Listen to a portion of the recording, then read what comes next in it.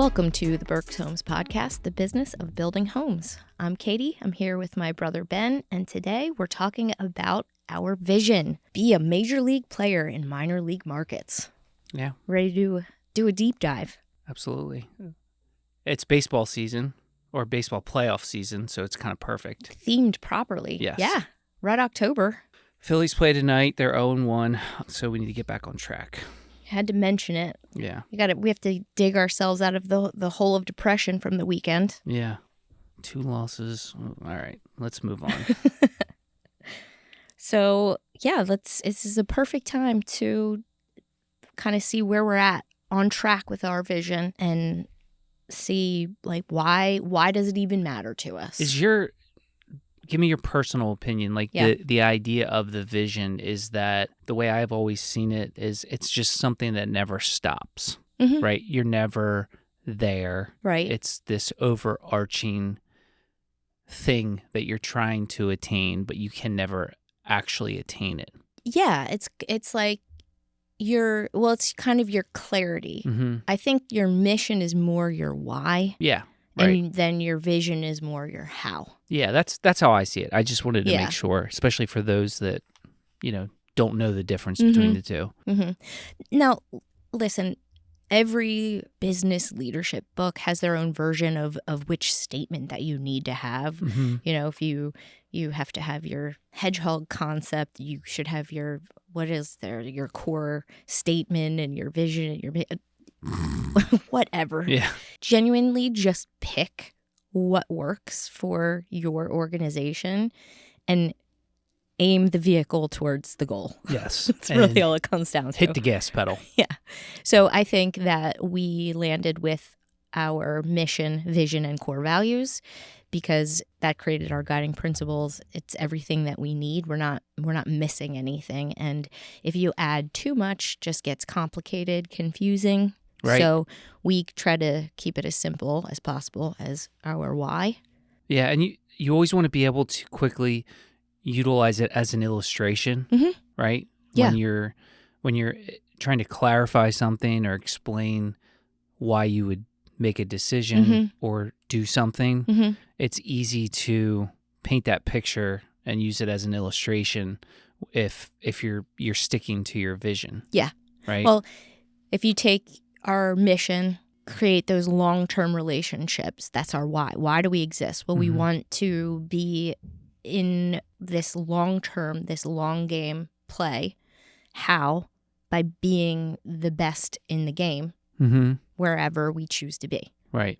You Right. know? So it's just kind of well-rounded, answers all the questions that you have, to your point. I think it's kind of, fortuitous, ironic, whatever you want to say, that it's become even more important in, the state of our industry over the last, let's just say, decade, since we clarified this in terms of the competition that we see, What do you mean by that? Like with the national home builders. Okay. And the fact that every year they gain market share over private builders. Yeah. So for us, we really have to be very specific about where we're going and what we're doing. And being a major league player in a minor league market means that much more to me as we, see the footprint of these behemoth companies expand. Yeah. Right? Exactly. So it's kind of interesting. Like, it just keeps it means more than it used to in a lot of ways. Yeah. Well, it's become more important and more applicable to what we're doing. Yeah. Also. Right. Yeah. Right. Okay. So let's see. Let's go over why this matters. All right. Like I said, we want to be the best where we choose to play. Honestly, it helps us, this having it on our guiding principles in the forefront of our mind, like you were bringing up, it acts as a filter for our decisions. So how do you see that playing when we're trying to decide? Let's expand on that a little bit because you were starting to talk about it. Well, it's oftentimes we're seeing a new market opportunity as, not just a challenge, but really an opportunity instead of, maybe we can go into this location and do well.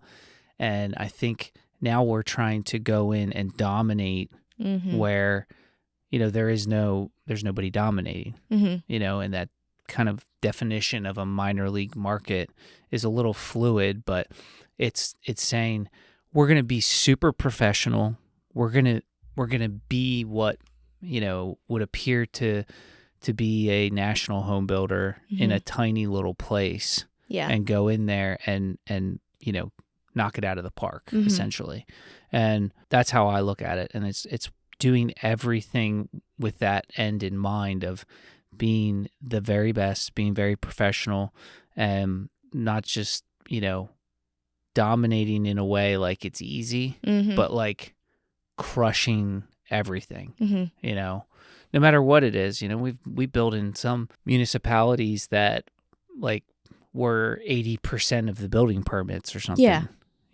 And when I say 80%, there might be 10 building permits and we have 8. Right. And that's tiny. That's the kind of the way that I was thinking about it. It's we're competing with ourselves. Yeah. It's all it comes down to. Right. Is our standards and what our expectations are for our performance is based on our expectations, not comparing to the market we're going into, whoever else is in there. We aren't adjusting or changing to the competition. We are bringing our A game anywhere we're going. Yeah, I can't even think of the last time I had a conversation with somebody about needing to do something different because of builder X down the street. Like, it's just not even a thought. And that has nothing to do with us thinking that we're the best, but we're believing in the total package, everything that we bring to the table in terms of the price, the product, the experience, all that stuff, and saying, we're just going to do what we do. And we know it's just like, any sport. Like if you execute a really good game plan, you're going to win. But you have to execute it. Well, you have to identify it first, too. Yes. This has come from years and years of just deciding who we are. I mean, the clarity around what we do was step 1. And then the standards that we're going to execute on is step 2. I think it needs to be 1-2 punch like that. Otherwise, you're missing something. Right. I think I told you in a couple weeks we're having this debrief meeting with the operations team where it's just, I think it's a really useful exercise to examine what has gone well and what hasn't over the last couple years with different projects. And that's just because I want everybody to compare themselves to themselves, and just say, this was our project. Yeah. Let's not look at what somebody else did, but what did we get right and what didn't we? If we didn't get something right, we need to figure it out. And next time, do better. Right. Solve for what went wrong in that specific instance. Right. Have we adjusted for it? Does it fit in the plan that we've got in place? Because it's easy. There's plenty of mistakes to go around on all of our part in terms of, decisions we all make on a daily basis. We can always do something better. Just have to identify it. Yeah. I'm so anxious to hear how that goes. Yeah, it'll be interesting. Really interesting. Yeah. So, do you have any other thoughts on why this vision matters? No, not really. Just lobbed that at you. You lob it right I'm back. good. Me neither. So identifying. Okay, so it matters. It matters. Well, okay. Let me just put it this way. It matters because it's really simple, and that's what we want people to be thinking about: simplicity, consistency, and just focus inward on the personal level. If you can get better today at your job, and also, lift up the people around you, help them, be helpful, all that stuff, our company's going to get better. Yeah. But if you just punch the clock, you're going to be as good as the market allows you to, or as bad as the market allows you to. The way to really execute on this is to show up. Everybody knows what to do. There is there's not really any ambiguity around what we believe the quality should be for our home, the process, the actual selling and building of homes is pretty nailed down at this point.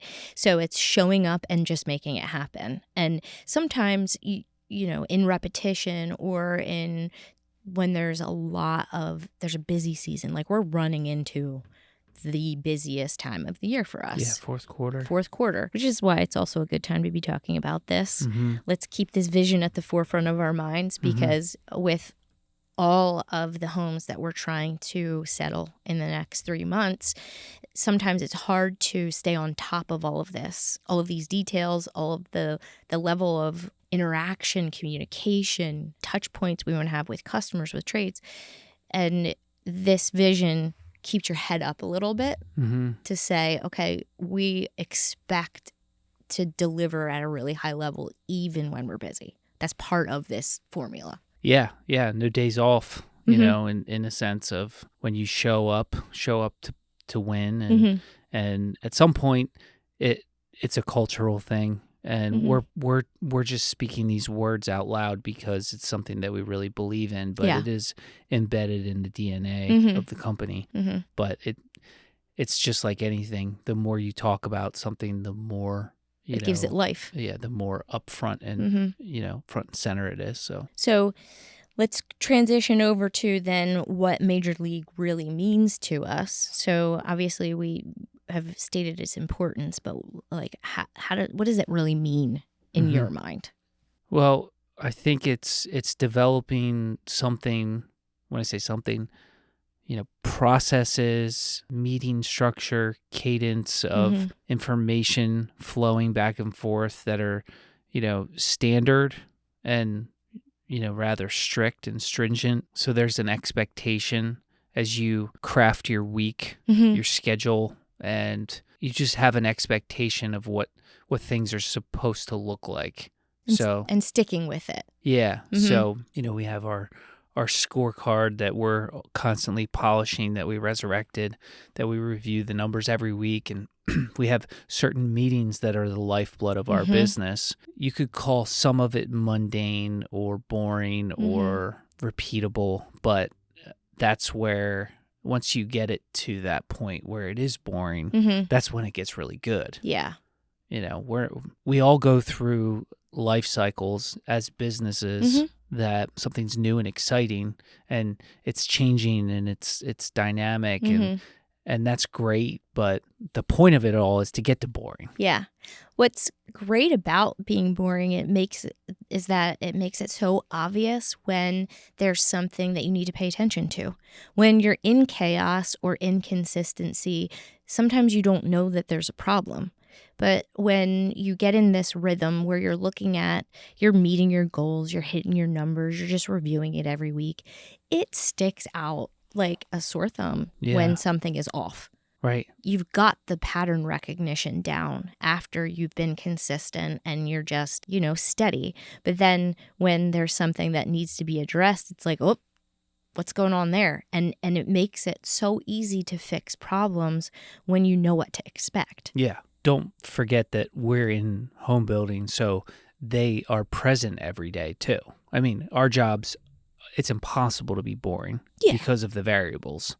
And plus we deal with land. So, that's a roller coaster every day of the week.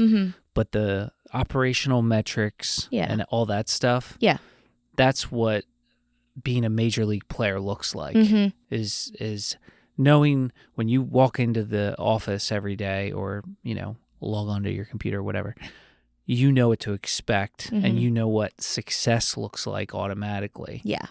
Getting there is not the easy part. It's Correct. not boring because you have to execute, but, having a game plan. Yes, exactly. Yeah. And over the last year, you need a lot of credit for this. Having a consistent cadence, you're calling it the game plan, we're calling it the game plan of communication directly to our employees. That's what being professional is. That's what being a major league player is. They know that you and I are going to come to each office for a sit down a couple times a year. We're going to we're going to send out videos a couple times a year. Mm-hmm. We're going to have these meetings a couple times, Yep. They know what to expect. Mm-hmm. Almost like they can look at their watch and be like, oh, okay, it's that time again. Mm-hmm. And when you're good at it, if you're off by a week, people will ask. Exactly. Yeah. I'm sending the invites out for the team talks this week, by the way. There you go. But it was in the newsletter. It was, and I was like, I don't have that on my calendar. Exactly. I love how you gave me a compliment and took it away in the same paragraph. Well, I also didn't do anything about it. Fair. Okay. Say anything. Equal. So all right. It's not your fault. So you mentioned processes as one of the ways that explaining what major league really means, and something we've talked a lot about recently, and I mean always, is how important people are to how to execute on being major league. I think that's my personal favorite in all of the ways to explain what major league means is the type of people that we have here are the reason we can play at that level. Yeah, and you can get away with a lot when you have really good people. Yeah. They can muscle you through bad processes. Mm-hmm. But if you have great people, you don't want to burn them out either. Exactly. Yeah. You don't want the success of your organization relying on a few. Right. Even though they might be able to handle it for a season or two. But that's what I think of. That's a really good point. And it is dangerous because if you have a handful of really key, excellent people doing, the work of two or three. Yeah. And every organization does. Hopefully everybody has the opportunity to have some really, effective, efficient power horse type people. Mm-hmm.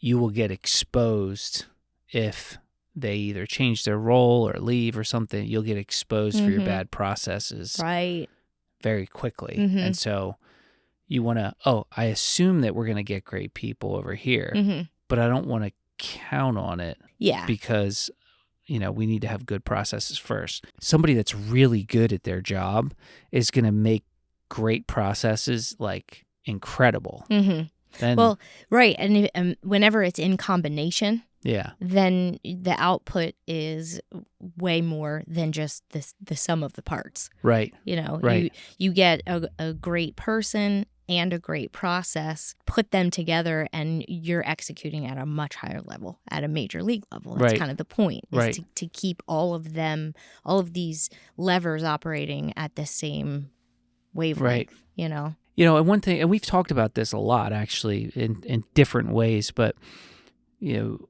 really awesome coworkers and employees, they come in all different types. So some, they love what they do in their niche.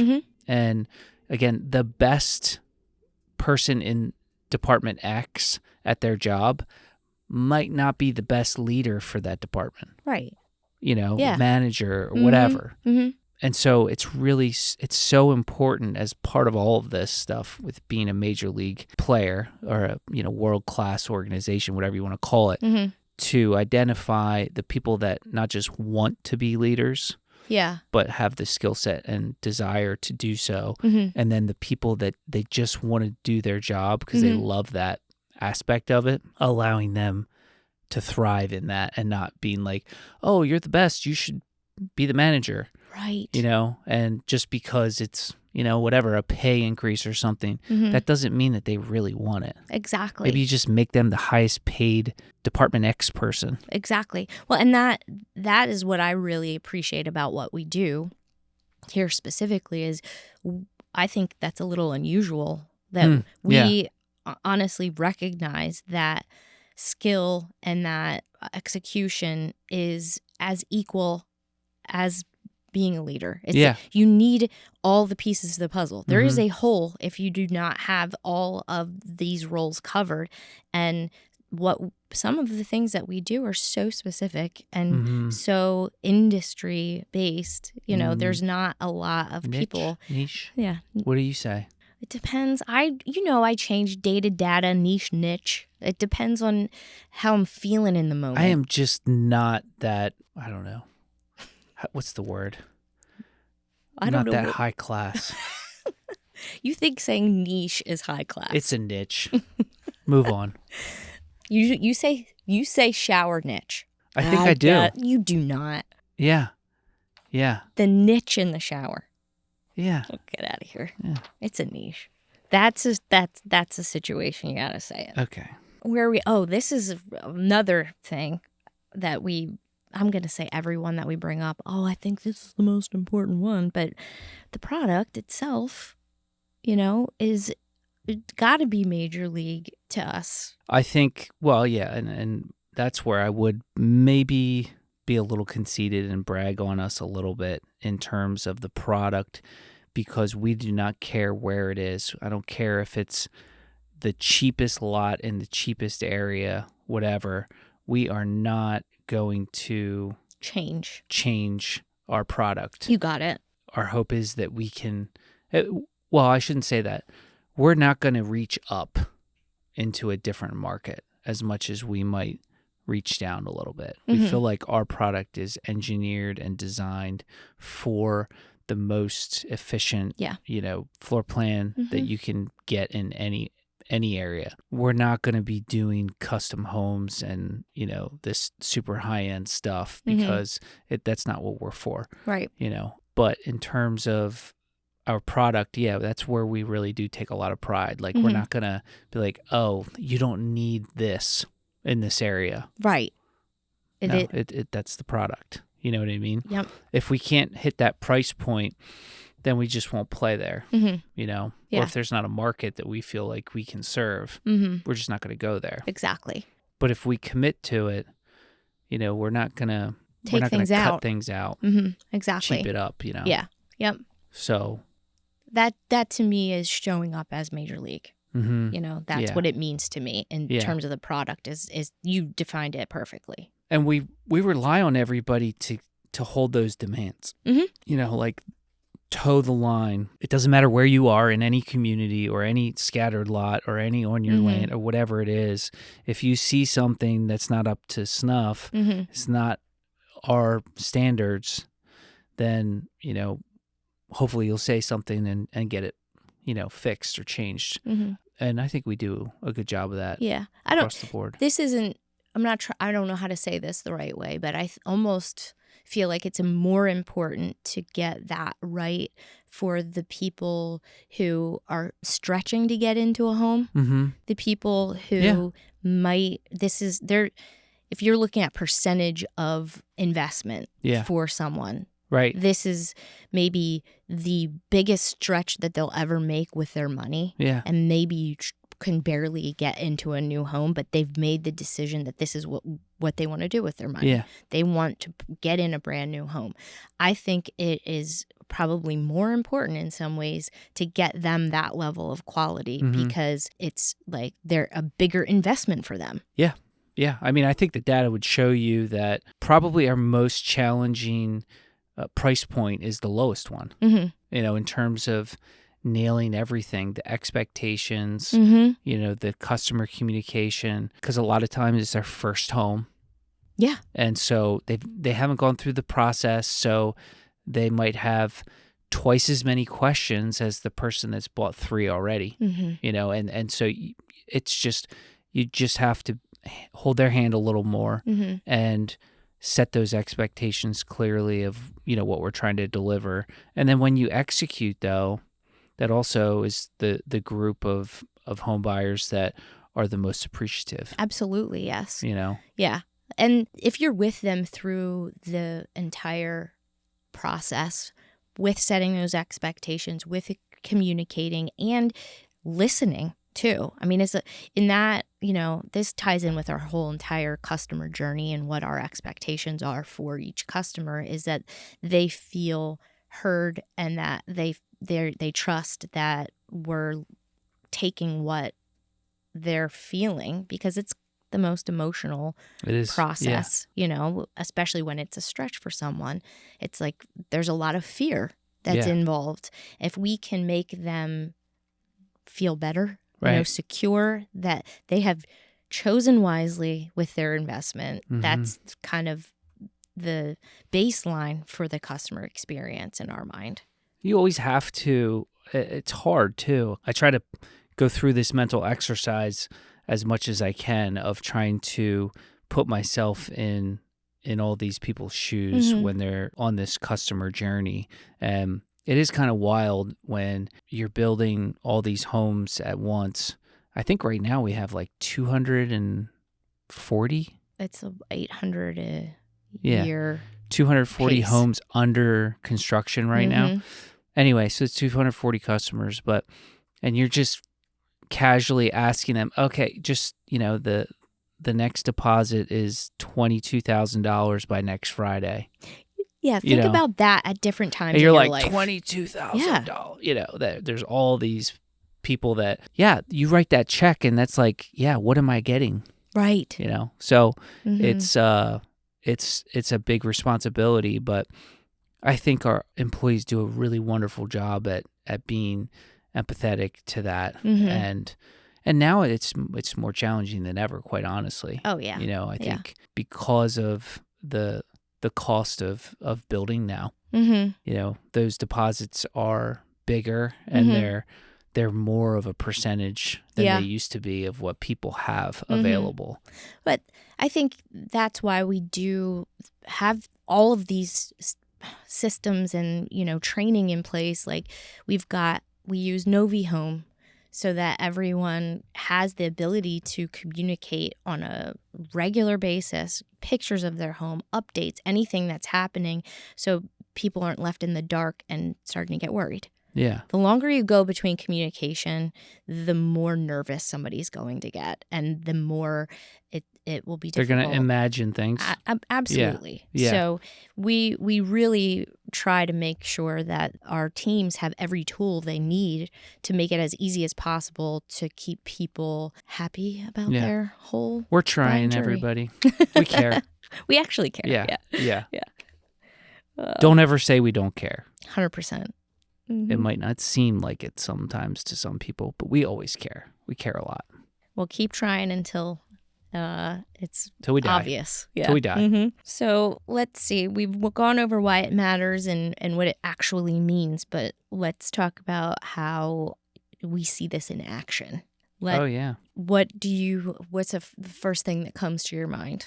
Well, I think and it's the first bullet point here too, but I think it's really been obvious since we made some pretty major strategic decisions over the last couple years to centralize the leadership and say, hey, what we're doing here is we're really trying to create that consistency we keep talking about. And we want everybody to see the exact same examples over and over again. Yeah. This is what we're trying to do. We're trying to do it 3 hours that way, 3 hours that way, 3 hours that way. Everywhere we build a home, we're trying to do it. Yes. The same. Right. And it's a single voice, in a sense. The message is being delivered from the same group of people about the exact same things at the exact same times over and over again. Yep. And it's because we want to do a great job. We want to be that major league player. Yeah. And we were on our march to, these big numbers. And what we decided through conversations and action is that we desire for being the best, not the biggest. That's exactly right. And that's what we did. If it was about the money, I think we would go for the biggest. Yeah. Well, you have to be the best before you can be the biggest. Right. So until we got everyone ding. on the same page, until we laid out these major league processes, got these major league people in place, rolled out the consistent product and quality, have the same customer experience, until we put all of those things in play, you can't grow and be the best. Right. So you put those things in place first, and then you work towards the growth. And you can grow and win at the same time then. And there's so much work to do just around that. Yes. Well, and that's the stage we're in right now. Right. For sure. Right. Like you said, I really like the way that you said that. And I don't know if we've really ever formalized this in explaining our decision around centralizing, but it was centralizing leadership. Right. We will always have regional or divisional staff and offices because we are in different locations. The voice and the message and the leadership has to be coming from one place. Mm-hmm. And our different offices will always be full of people who have relationships in those areas. And that's a distinction I don't think that we've ever really talked about. People who are in land maybe that are out forging relationships with those people in that area. People in sales, obviously, that are sitting in the communities, in production, who are building in the communities, in warranty, who are supporting the communities. Those are all of the people that will be regional. I'm using air quotes because that was a term that we used to explain our structure before. Right. But the only regional aspects that we will have going forward, again, are those things that are relationship specific more so than leadership specific. Right. Yeah. And I mean, that's just an obvious, because we can't be in 50 locations at once. We, meaning me and you. But the whole point is, and we didn't reinvent the wheel, right? So we've been tasked, you and I have been tasked with creating a unified vision for the organization and to go execute it. And the only way to do that is to, go around, and it's not even our invention, right? It's here. It's already been going on. We just have to pull it all together and then have teachers of all the subjects explaining the why behind how we make decisions. And it's our vision. It's not you and I. Yeah. Right? It's the company. So it becomes a lot easier when you have, these people out there that are completely aligned, making the same decisions. Yeah. And in terms of cross-training and support and workload sharing, the ability to reach across the aisle because every one of our regions are sharing borders. Yeah. It's not like they're completely separate entities that have no way of supporting each other. Sometimes a regional person lives closer to a different region than the one that they're working in. Right. It makes sense for that to cross over and support. And the way that we have it aligned now makes it so easy to do that. It was like people's minds were blown earlier this year when we had 2 lots that we picked up from a land person in this office, and then we had a superintendent from the Harrisburg office run it. And it was just like, oh my gosh, what's going to happen? And I'm like, it's one company. Yes. If we can't do this, something's wrong. It was a really good exercise because it was like, oh no, what are we going to do? Right. And it's like, let's all work together. It did show, too, like how rigid we were in some of our processes and our systems that we have in place that set everything up almost as separate companies. So we've been able to adjust a lot because of that one example. That's a good point. And you have to, this is more, this is something I would say to small business owners, if you're listening, whatever, you have to stay flexible no matter how big you are, no matter what. An organization of our size would not thrive if it's too rigid.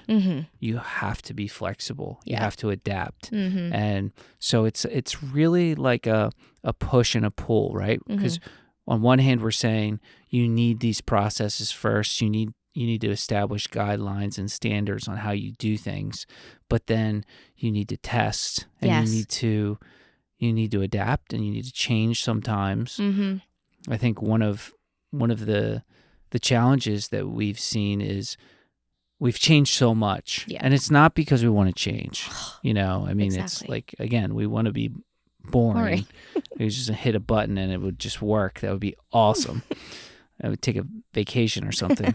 But I think when you do that, you do have to know when to hit the brakes for a while and not change anything, even if it's broken. Even if it's broken, yes. Sometimes you just have to not change stuff for a while because you just changed something a minute ago. Yeah. Well, I think it was Amy Young. She kind of brought that up at one point. Like, can we just give it a minute to see what we need? Yeah, it was great advice. And that has really come into play with multiple scenarios where it's like, we actually just don't have enough information to know what to change to. Right. So even if we know there's something wrong, but let's keep doing it this way until we can get enough time and, reps in to understand where it needs to go instead of just keep changing until you find it. We'll just give it a minute and it'll become obvious. I think that for me that was eye-opening because I assumed that people are always looking to me to fix something. Exactly. It's like, oh, I don't want you to have to deal with that. Let's do this. Let's do it. And sometimes it's like, no, you just did that with 50 things. Exactly. I know this sucks and it's going to, be annoying for a while, but it's my annoying. Right. Stay out of it. So just, and I was like, oh, okay. Yeah, that was interesting to hear that because it's like, oh, well, I mean, I'm cool either way. Yeah. I don't want people to be upset because something doesn't work, but I also don't want people to be upset because they're literally confused. Right. As to, what are we doing now? What's the thing? Exactly. I don't want that. No. That's probably worse. I think so.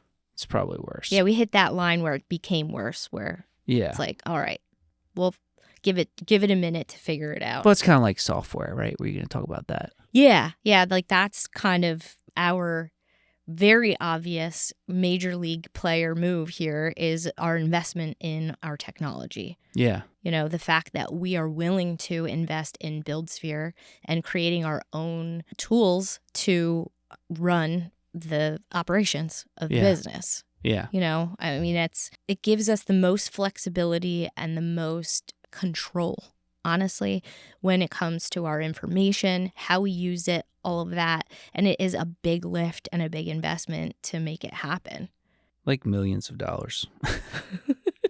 But the thing is, you're going to spend that anyway on other systems that don't work or talk to each other too. Right. So it's like, I'd rather be the one to decide what it looks like at the end of the day than be a victim to whatever is available out there.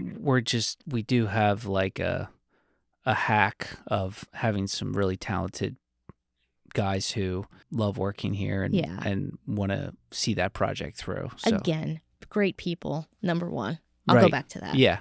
Yeah. I just imagine myself like trying to build software. Just don't even think about it. Okay. Thanks, Steve. Let's see. I think we gave some pretty good visible in action here.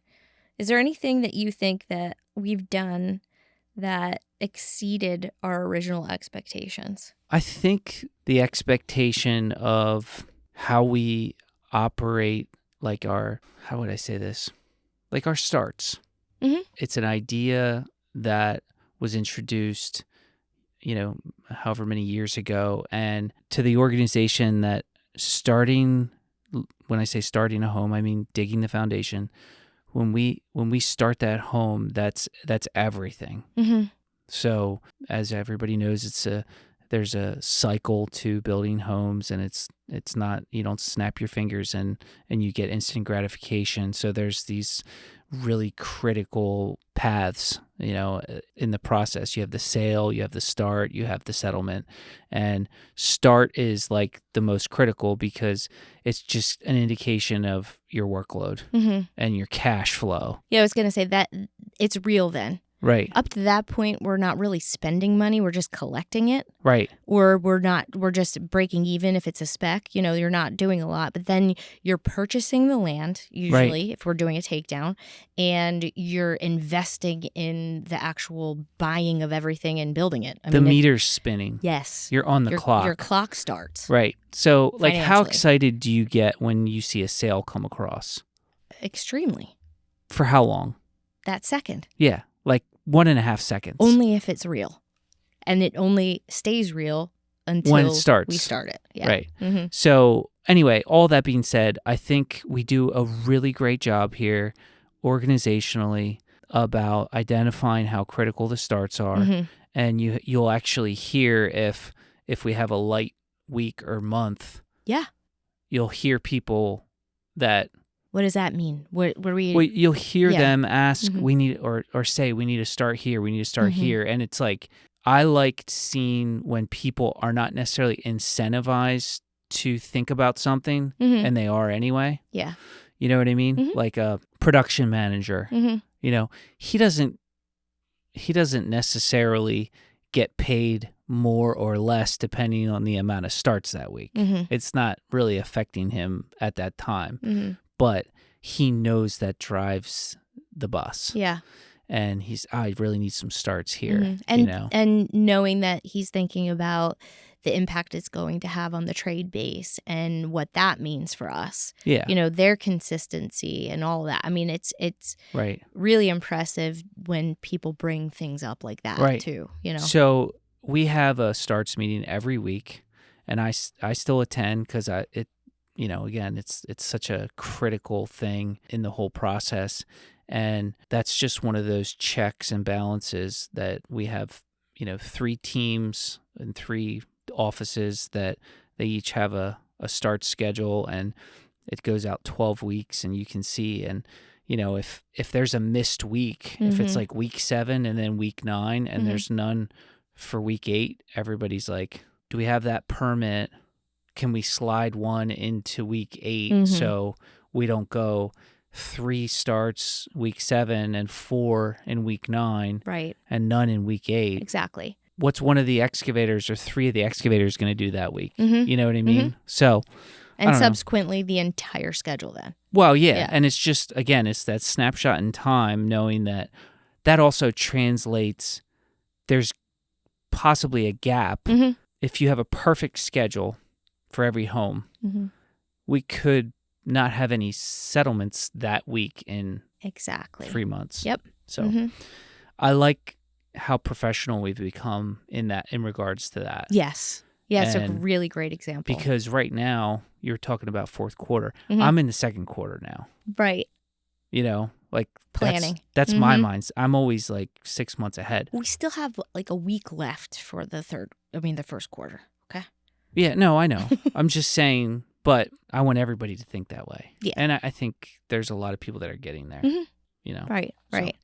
So that progress. That's exceeded my expectations. So speaking of bringing it all back to people and embodying the vision, we had like a beautiful tie-in for our HAD award winner last month. Yeah. I think it just went out in the newsletter last week that really exemplified what, you know, this vision in action. Yeah. So HAD award, for those that don't know, it's our kind of our culture award. So HAD is HHAD, helpful, humble, aware, driven. This is something that gets voted on by coworkers. They see somebody putting one of our guiding principles in action. Yep. You know, they always write up a nice story about the action, the person, and why they should win the award. And so last month it was Taylor Perkins in South Central. And Taylor is one of our superintendents, and I think this might be his 3rd year, but he's a wonderful young guy. He's very intense. Intense is a good word. Yeah. He is extremely task oriented, and he's the kind of guy that if you lay something out for him in a step-by-step process, there will be every box checked. Yeah. And he's going to execute. And so why he got nominated was, you know, he was practicing helpfulness. So he took time out of his weekend, which nobody asked him to do. We would never ask somebody, unless it was an emergency, right, to, you know, work on a Saturday. But, you know, he took time out of his schedule on a weekend to meet with a customer who couldn't make time in their schedule during the week because they were traveling or something. Oh no, they were a firefighter. I'm sorry. They were not able to make a pre-drywall appointment during the week. So he said he would do it on a Saturday. And, he patiently let them ask their questions, went through a full pre-drywall walk on a Saturday. And, one of our employees noticed it and gave him this award. But, it's not the first time I think Taylor would have shown a lot of those attributes. Yeah. People notice that about him a lot. Right. And he's always putting the customer first. You and I remember, the first time we did a new model walk on one of Taylor's jobs. I think it was Penn Preserve. Yep. And he knew every answer to every question. Yeah. When you asked him. Well, and had it all clean, ready, prepped, and just it was very obvious that he is in those homes every day too. Right. It wasn't just that house. It was. He wasn't like, oh, let me look at the plans. It was like, I know this house because I've been here all the time. One of the other things that was said was, he offered to help a customer change their garage door code after settlement, because he knew that it was, going to be tough for them or something. So that's the culture that we're hopeful that we have and it's getting better every day, And truly exemplifies major league player. Yes. I mean, no question. All of the entire, story in the award was basically just showing up and putting the customer first and just being that major league player. Yeah. Also, he has a great handshake. You know what I mean? Like, I know when I'm going in, it's going to be a firm grip. Something about that. I know he takes that seriously. Funny. But yeah, the congrats to Taylor. He certainly deserves it. And he's also one of those guys that, he wants feedback. How can I be better? How can I do this? That's just so exciting. Yeah. As a coworker. For sure. To always be asking about that. He deserves that award for sure. I think we kind of beat up the vision here pretty well. Can I ask you a question? Yeah, one sure. last question. What's one area you're personally focused on improving to be a major league player? Personally or in the organization? Could be either. Okay. We'll just do personal. I am personally really focused on planning right now. I am utilizing Asana in a way for myself that I never have. And I'm laying out goals and timelines and plans that are all kind of rolling up to the next thing. They're all now. Flowing together. Yes. The game plan. Yeah. Using that as my outline, it's been very helpful. And something I talked about with Jaden today when it came to app dev, but this is kind of the philosophy that I'm trying to apply just for myself right now, is just being insane about the planning process to the point where it's annoying. There's overly thinking through because I'm don't leave it open to interpretation. Yes. I'm naturally reactive. Yeah. And I'm naturally just like, try it and see what happens. But if I would just take a little bit longer and be a little more thoughtful and get more information, I think I react without enough information sometimes. Sure. So we all do. It's all about this information gathering. And when we were talking about app dev, I really like the idea of being agile in the planning process. Right. So if I have the whole thing planned out, but I assumed something incorrectly and I get more information, I have to change it during planning. Yeah. Not execution. That's great. And then that's how you should be. Yeah. Then being like, so they've told me. Yeah. Good luck implementing. Yeah. Then, so very, very intentional and planned thoroughly. And even if I have to change it 5 times, take the time up front, and then you can just go. Yeah. When it's done. Right. You don't have to think. You can just show up to where you're supposed to show up because you know you have to be there and you have it a plan. Could you imagine if I actually could do that? Well, it's ironic, and maybe because I'm kind of on the same path right now myself, which I would have said it differently for me. I'm actually trying to spend more time outside of meetings and alone in my office in this particular season so I can spend more time with people later. Yes. This is and that's it's what I'm kind of saying. like planning. But I'm just trying to identify those things where, because I can be so accommodating with my time, people are going to, not in a malicious way, they're going to take advantage of that. Yeah, I do it all the time to you. Well, no, I'm not talking about you. I'm talking about people that have jobs that it's their job to do something, and I can be a little bit of a safety net for, and it's also like addicting, you know? Yeah. I mean, it's nice to be needed, but... And to actually do something. Yeah, but when I analyze, what I really want to do is I want to be out more and spending time with employees face-to-face and stuff like that, because I really enjoy that. But if you're creating jobs for yourself... then you're also telling people that that's what you should be doing.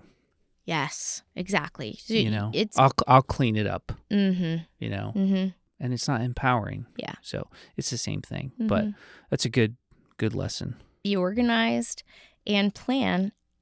Right. In your major league. Right. Less meetings, if possible. All right. Speaking of meetings, I have one to get to. All right. So thanks, everybody. Thank you. See ya.